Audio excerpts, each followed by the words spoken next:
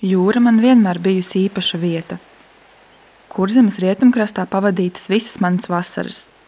Šodien kopā ar Karolīnu un Dārtu uzzināsim kaut ko vairāk par jūru. Un ne tikai. Mums ir daudz jautājumu, uz kuriem cerams atbildēs Valentīna Burdukovska. Viņa ir jūras bioloģe un zinātniskā asistente mikroplasmas laboratorijā Latvijas Hidroekoloģijas institūtā.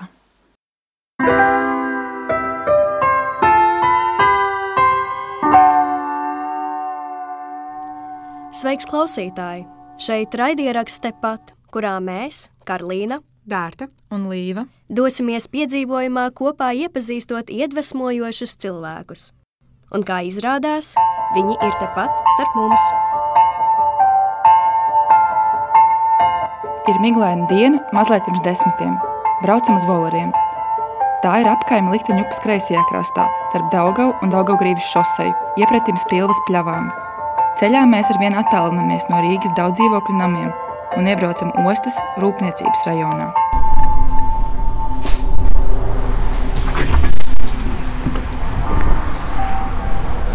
Čau! Dabīgi izstrādājumu apģērbs ir. Pirms došanās uz šejien mums dota instrukcija. Līdzi jābūt mājiņas apaviem, bet mugurā tikai dabīgi auduma drēbēm. Kādu brīdi ejam virzienā, kur šajā vietā šķiet ir vienīgās ēkas. Laikam esat varbūt pie VVD ēkas? Jā. Jā, tad jānāk uz ēkas otru galu, tuvāk ūdenim. Te, jā. Labi. Jā, gaidīsim. Jā, kur ir. Latvijas Hidroekoloģijas institūts atrodas pie pašas Daugavas. Ejot institūtā, pirmais, ko ieraugām, ir pietavotie kuģīši. Jā, sveicināti. Es esmu Karolīna. Prieks sapaties, atkal jāsaka. Karolīna ar Valentīnu jau ir tikusies. Pirms pāris gadiem viņa fotografēja kādu biedrības dzīvnieku brīvību pasākumu, kurā Valentīna bija organizatore.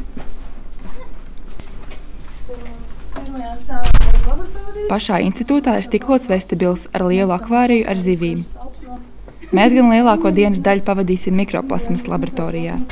Šeit arī ikdienā darbojas Valentīna. Laboratorijā ir stiklotas bīdāmās durvis, uz kurām uzlīmēts Ingmāra Līdekas foto ar uzrakstu "Aizver durvis". Te mums ir laboratorija, kuras durvīm vienmēr jābūt ciet. Atcerieties par noteikumu šodien ierasties dabīgi auduma drēbēs. Pētot no ūdens iegūtos paraugus ar mikroplasmasu, ir svarīgi, ka uz tiem nenonāk, piemēram, plasmas šķiedras, kas ir mūsu apģērbā. Mikroplasmas laboratorija darbojas 5 gadus. Šī ir Latvijā vienīgā. Sākotnēji pētīja tikai jūru, tagad arī upes un ezerus. Institūts īsteno pētījumus Latvijā un piedalās arī starptautiskos projektos. Un viens no projektiem, kuros es strādāju, ir sadarbība ar Lietuvu un Poliju.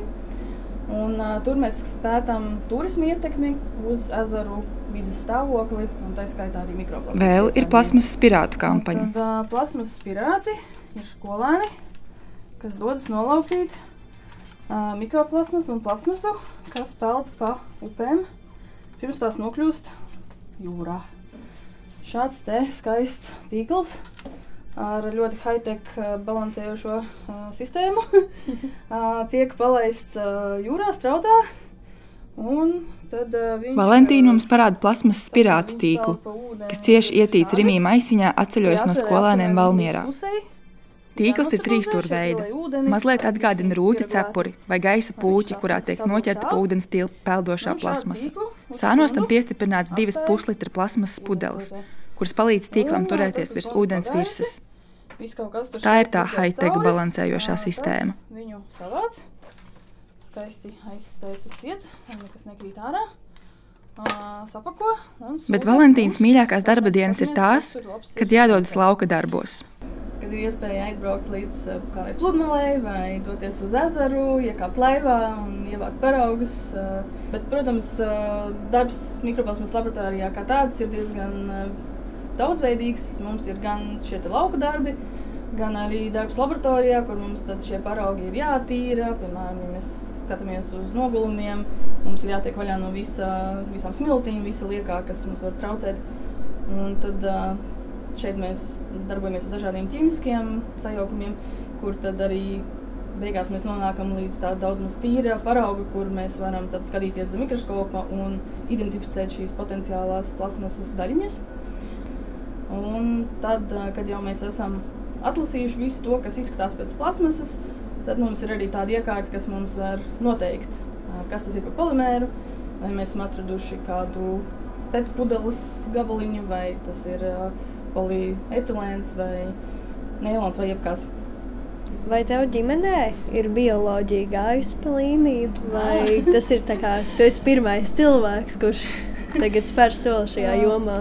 Nē, patiesībā tā varētu būt ietekme, jā, jo manai mammai arī ļoti interesēja tieši dzīvnieki, un viņa arī savā laikā studēja, kā to toreiz sauc, zootehniķis. Un viņa arī kādu laiku strādāja zoodārzā, kur es arī bērnībā varēju pavadīt kādu laiku. Tā bija tāda iespēja ieraudzīt kādus dzīvniekus, kas savādāk viņus nevarētu satikt. Un tas, ka varēja viņus vērot tā ilgstošāk, nevis vienkārši atnākt vienreiz gadā. Tāna Valentīna sekoja mammas pēdās, un pēc vidusskolas absolvēšanas devās studēt bioloģiju uz Dāniju. Un studējot, es kaut kā sāku gravitēt tieši vairāk uz jūras bioloģiju. Un, piemēram, ļoti interesēja tādi dzīvnieki kā astoņkāji. Bet tos pētīt Baltijas jūrā īsti, viņi šeit nedzīvo un sapratu, ka Latvijā un Dānijā īsti šis nebūs tāds perspektīvs virziens. Un arī studiju laikos interesēja tieši plasmas piesārņojums. Tas bija jau pirms kādiem 10 gadiem, bet bija daudz runas par tām lielajām peldošajām plasmas salām okeānos. Un likās, man vajag kādu projektu par šo tēmu studiju ietvaros. Toreiz atceros, ka profesors, kas vadīja šo darbu, nebija īsti tāds pozitīvi noskaņots, bija ļoti skeptisks un teica, to jau nevar atrisināt, tā plasmas, kas tur ir, viņa jau tur paliks. Jums tur darbā vajag fokusēties uz to, kā mazināt, kad tur nokļūst jūrā. Un domāju, jā, protams, ka vajag mazināt, bet kaut kas jau būtu iespējams ar to, kas jau ir jūrā, vai tiešām nevar kaut kā attīrīt. Vai sanāk, ka ūdens pētniecību iedvesmoja raizes par vidi? Jā, viennozīmīgi, jo man laikam kaut kur dziļi sirdī tā primārā rūpe ir par dzīvniekiem. Un, piemēram, tāpat plasmas, ja dzīvnieki viņu sēdās, tas ļoti slikti viņus ietekmē. Viņi var vai tāpat aiziet bojā, vai viņu kuņas piepildās ar plasmasu un viņi jūt sācis izjūt, bet patiesībā viņus nekas nebaro. Un tad viņi aiziet tādā badnāvē bojā, kas izklausās ļoti, ļoti briesmīgi. Un man liekas, cilvēki mēs esam radījuši šo problēmu. Mums ir tas jāatrisina.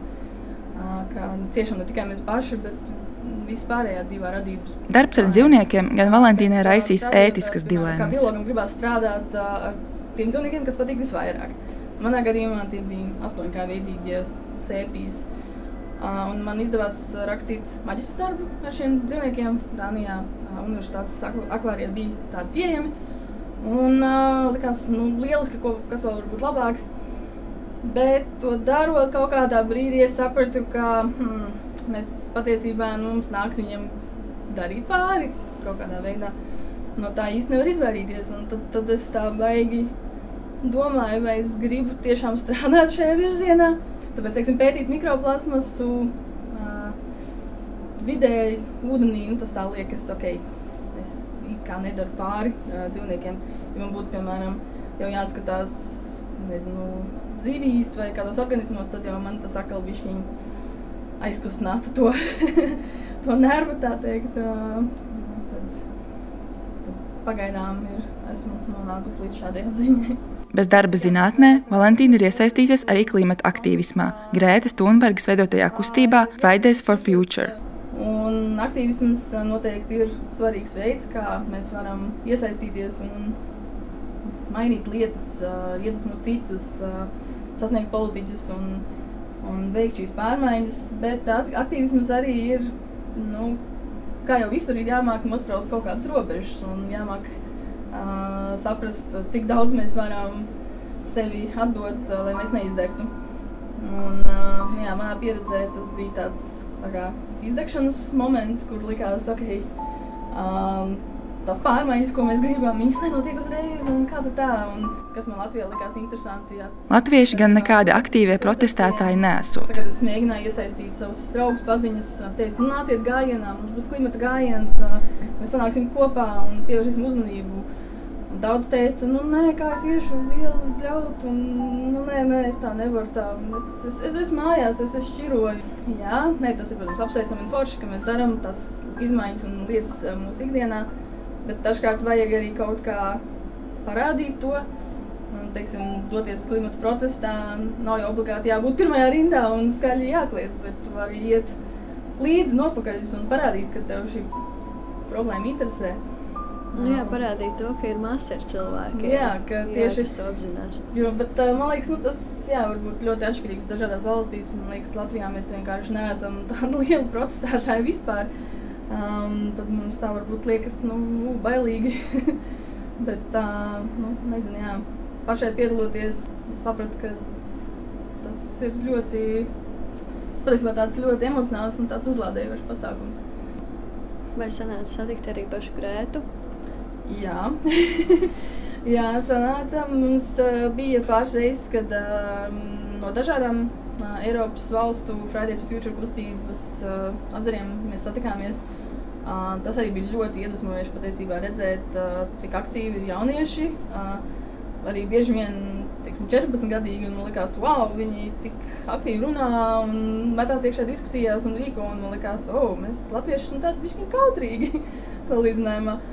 Un bija iespēja satikt Grētu, un bija tā diezgan pārsteidzoši, cik viņa ir tāda mierīga un klusa un tāda jauka. Un tad te pašā laikā redzēt, ka tie citi aktīvisti, kas bija jaunāki par viņu, ļoti skatījās uz viņu kā uz tādu zvaigzni un bija pilnīgi satraukušies, kad viņi ir satikuši savu elku. Pirms devāmies uz šejieni, Karolīna māca bažas. Te nu tās ir. Dzirdēts ir, ka Baltijas jūra ir vispiesārņotākā jūra pasaulē, vai tā ir tiesa?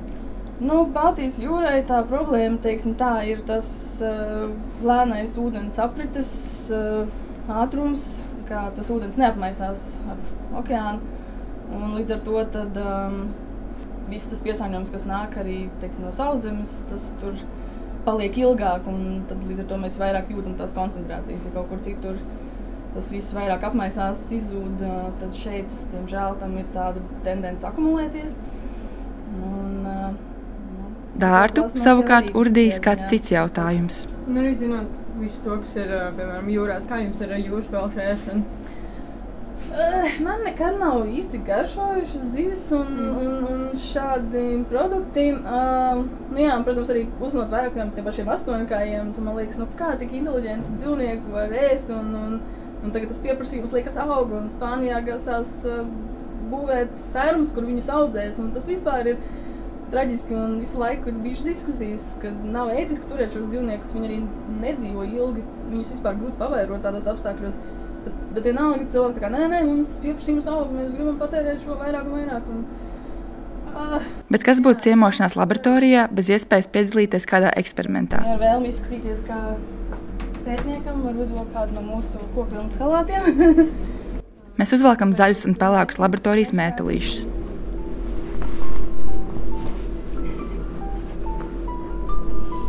Man saskan ar botām. Pilnai pieredzē mums iedod arī brilles. Ziniet tās, kuras nesā zinātnieki. Jā, varētu brilles. Uz bildi. Izvēlēties, kāds stils mums labāk. Labi.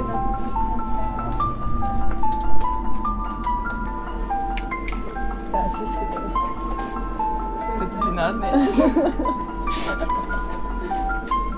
Tu arī izskaties. Tu izskaties pēc ķīmiķis. Tu arī tas ar skābi. Nošķēdītais. Mētels.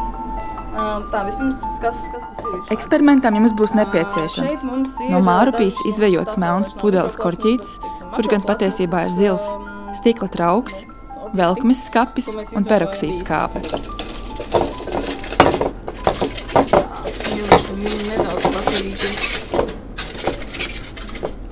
Jā, šeit mums arī ir stikla trauki. apklāti ar foliju, lai netiek iekšā putekļi. Šo arī pieliksim. Un tas būtībā peldēja pa mārupītes ūdens virsu. No kurienes tas peldēja? Cik tur dienā šādi gabali peld? Tas ir labs jautājums. Tā, tagad mēs šo pārvietosim drošākā vietnē. Lētīgi mēs izmantosim peroksīdu skābi.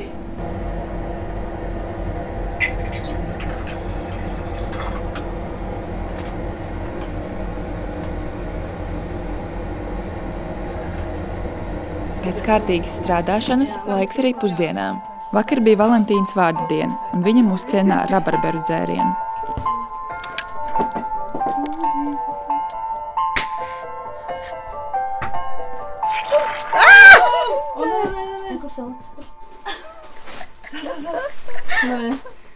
Vakar bija vārda diena, un tad mēs bišķiņi pasēdējām, bet netikām izdzert šo burbuļu dzērienu, kas ir nealkoholisks, jo mēs esam darbā, ja? Mēs arī esam darbā. Tas ir tutas svētku dzēriens.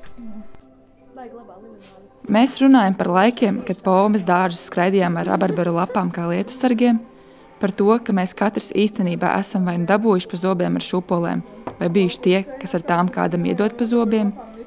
Runājam par zero waste dzīvesveidu un vīrieti, kurš veikalā katru augli ielika savā plasmasas maisiņā. Kā vispār izskatās nākotne klimata ziņā? Cik slikti ir? Ļoti atšķirāk, kam prasa. Tā runā par mani personīgā viedokli. Jā, es nezinu. Man ļoti grūti iedomāties savus tādēļ, piemēram, pensijas gadus, kā tie varētu izskatīties. Kaut kā, nezinu, vai ja personīgi parunāju vai kas, bet liekas, ka jā, nebūs forši. Jā. Vai mēs būsim spiesti kaut kur pārvietoties, dzīvot citur. Būs problēmas, par kurām mēs šobrīd galīgi neiedomājamies. Tāds tīrs ūdens vai kas. Tādas lietas, ko mēs šobrīd skatām kā paši, protams. Jā. Bet, no otras puses, nevar arī krist tādā izmisumā, ja tad padoties pavisam, tad jau daudz, kas jau arī labs notiek, šo tad dzird kāds labs ziņš. Tad tā, cerība rodās. Bet, man noteikti nepatīk tas, kad ir tas uzskats, ka nāks jaunā paudze un viņi visu atrašanās, man liekas, hei, tad iepriekšējās paudzes var tā kā vienkārši neko nedarīt. Tas man vienmēr tā liekas, un tad viss tur saka, wow, cik jaunieši ir iedvesmojoši un tā. Tad liekas, jūs arī paši varat būt iedvesmojoši. Kā jums šī ideja liekas? Esat apcerējuši tādu variantu. Nevis, mēs jau, kā jau mēs. Ieturot maltīti kopā ar Valentīnu un viņas kolēģiem, skatāmies pa logu uz miglā ietīto Daugavu. Vai roņi? Ziemā. Jā, tu esi redzējis, šeit? Valentīna stāsta, ka viņas kolēģiem reiz jūrā ņemot paraugus uz kutera klāja uzlēcis ronis. Kaut kur bija braukuši ar mazo kuteru, laikam. Jūrā bija ronis, kurš uzlec uz klāju viņiem. Redzēja to bildi, pās, tik forši. Nav nemaz tik forši. Mēs, kad ar laivu Daugavā ņēmām paraugus, tad, kad tu redzi to lielo galvu.